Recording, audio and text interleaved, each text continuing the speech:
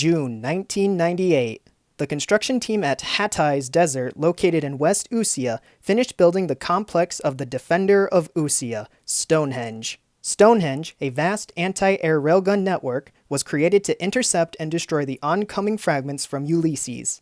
All that is left is to construct the 8 hybrid railgun turrets and to get Stonehenge operational before July 3, 1999.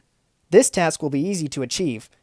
With a firing range of 1,200 kilometers, the nations of Usea believe that Stonehenge will be enough to take out all of the fragments from striking the surface. They were wrong.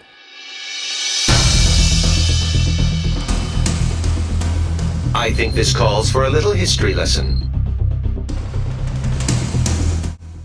On July 1998, both IAU research teams at Seals Bridge and Kimona Islands completed their monthly report based on new findings that Ulysses has a hollow interior. Data from the IAU probe and recalculations from the computer model determined that the asteroid will at first split into 2 fragments before breaking apart into smaller fragments. As a result, Ulysses will strike a much larger area of the planet's surface than had been originally predicted. Stonehenge's range, which was thought to provide sufficient coverage, would not be able to reach any fragment outside of the 1,200-kilometer radius. The updated report was announced to the public. Not only did the world learn that the asteroid would affect the entire Usean continent, the continent of Ania would also be hit by the oncoming fragments. Specifically, the nations Ameria and Estovakian. With the news disclosed, the question arose if Usea would also protect Ameria and Estovakian by upgrading Stonehenge's range in order to intercept fragments over Ania. Sadly, the FCU opted to make Stonehenge more reliable for Usea and refused to make any additional revisions to the weapon's range. This decision did not sit well with the nations of Ania, as evident by the continent-wide protests towards Usea. Now, the FCU chose not to upgrade Stonehenge because the weapon had reached the point in its development where further modifications could not be made. Even if the weapon could receive upgrades, the FCU would still be against the idea. They feared that the railguns receiving modifications would not be operational on the day when Ulysses bombards the planet. Frustrated and confronted with an extremely hopeless situation, Lord Alberto Lawrence, a descendant of the famous Amerian ruler, King Aurelius II, devised a plan. If Usea is acting offensively, then Ameria and its neighbors will act defensively. His plan was to build an underground shelter beneath Grace Maria's castle. Since castles are built to be a defensive stronghold against enemy attacks, the shelters would be capable of housing up to 200,000 civilians and foreign refugees from Usea. Also, Grace Maria Castle and the underground shelter would be flood-proof because the castle sat on top of a large hill, which means any fragments hitting the ocean and causing huge waves would not reach the top of the hill where the castle stood. But Lawrence knew that Grace Maria Castle would not be capable of housing all refugees and relocated citizens. Lawrence advocated to the royal families who owned castles that served as historical monuments to follow his refugee plan. They agreed. Also, the Amerian government fully supported Lawrence and helped out with the relief plan by using their own naval vessels and aircraft to transport civilians away from high-impact areas, as well as transport humanitarian aid organizations to areas where they were needed. While Ameria chose to stay on the defensive, their next-door neighbors, Estovakian, decided, heck, if the FCU can build a defense weapon, we can build one too. And construction of the Estovakian anti-asteroid weapon, Chandelier, began. Chandelier was a giant fixed railgun cannon, way bigger than any of Stonehenge's turrets. The fixed railgun was constructed on top of a large iceberg that would allow the railgun to turn. In order to power each shot, Chandelier generated power via conduction of seawater. Chandelier's ammunition, Storos, was a unique shell loaded with cruise missiles. The shells would be loaded onto a conveyor belt beneath the railgun and raised into the firing chamber via elevator. Chandelier would charge the shot and fire the shell. The shell would rapidly travel to the oncoming fragment and release its payload of cruise missiles that would fly and destroy the target. Estovakian has roughly 1 year to get Chandelier operational.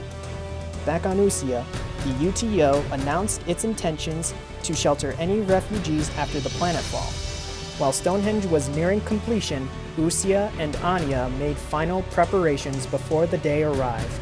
The table is set. All they can do now is pray.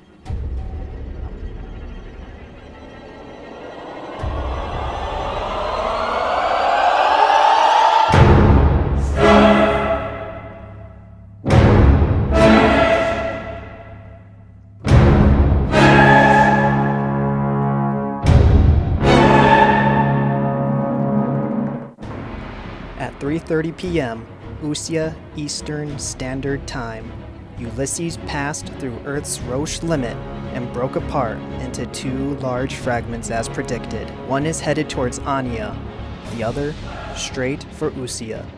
Ameria gives the emergency order for its citizens and refugees to seek shelter. They are ready. The Estovakians are unable to complete Chandelier in time due to the complexity of the weapon's design. Only part of the barrel is built. Estovakia have no weapon to defend themselves. They are a sitting duck. Back on Usea, Stonehenge is finished and fully operational. Her 8 railgun turrets go online earlier that day. The STN crew and turret operators are on standby. They prepared for this moment for 4.5 years. They wait for the fragments to enter the atmosphere.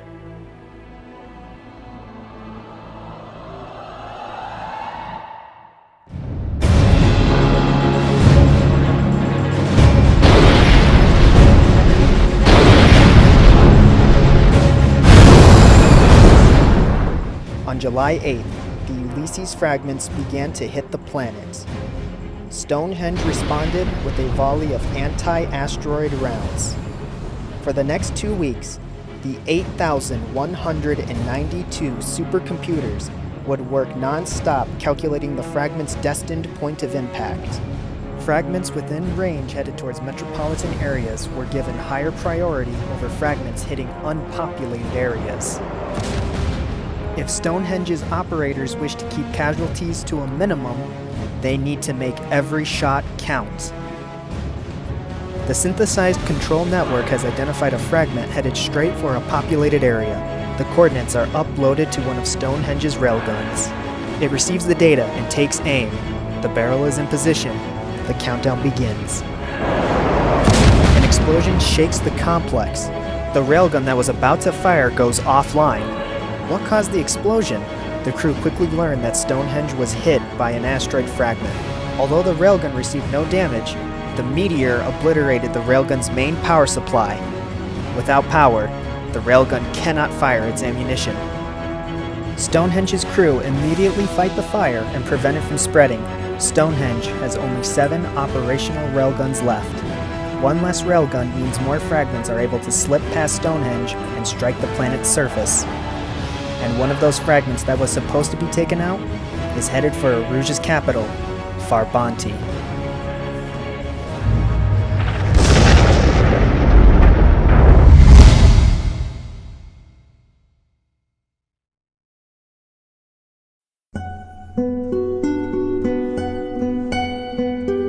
After 2 weeks of hell on Earth, Usea and Anya survived the bombardment.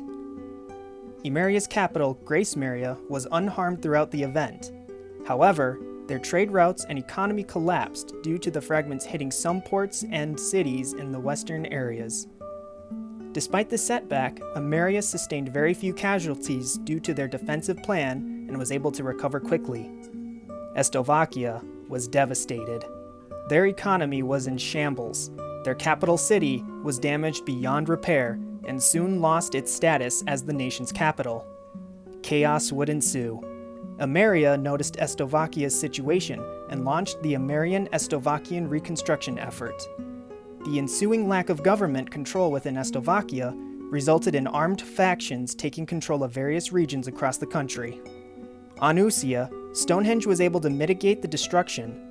Urban areas such as St. Ark, Comberth Harbor, and Anchorhead were unharmed. However, other areas were not so lucky. The city on the eastern side of Newfield Island was decimated. All that remains is the crater that struck the island. Erusean received the worst possible outcome from the event. At least 10 fragments landed within Erusean borders. One of those fragments struck their capital, Farbanti. The western municipal district was submerged in water. The impact from the fragment resulted in the ground the municipal district stood on to fall into the ocean. Approximately 500,000 people lost their lives. Numerous civilians that survived the planetfall lost their homes and jobs. The nations of Usea executed their plan to relocate and assist all affected civilians. Each nation agreed that they would admit a certain number of refugees based on a variety of factors, such as how badly they were affected by the fragments. Unfortunately, this would prove to be a humanitarian disaster. On April 2000, each nation had already met their quota, but there were still many refugees without food, water, and shelter. So, the other nations decided to persuade Erusean to accept more refugees. Erusean's Minister of Foreign Affairs, Frederick Updike, asserted that they already taken in 200,000 refugees. It would be impossible to accept any more refugees while managing their own recovery efforts. As a result, Erusean tightened its visa applications and closed its borders.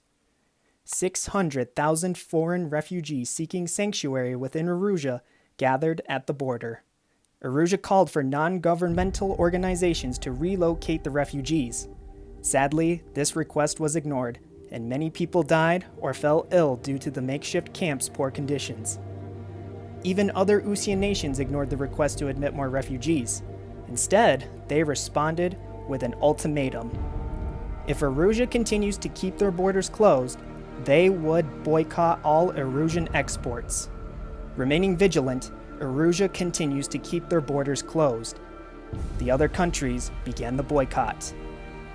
This boycott worsened Erusean's already crippled economy. This would prevent them from being able to rebuild their damaged nation. Erusean finally had enough.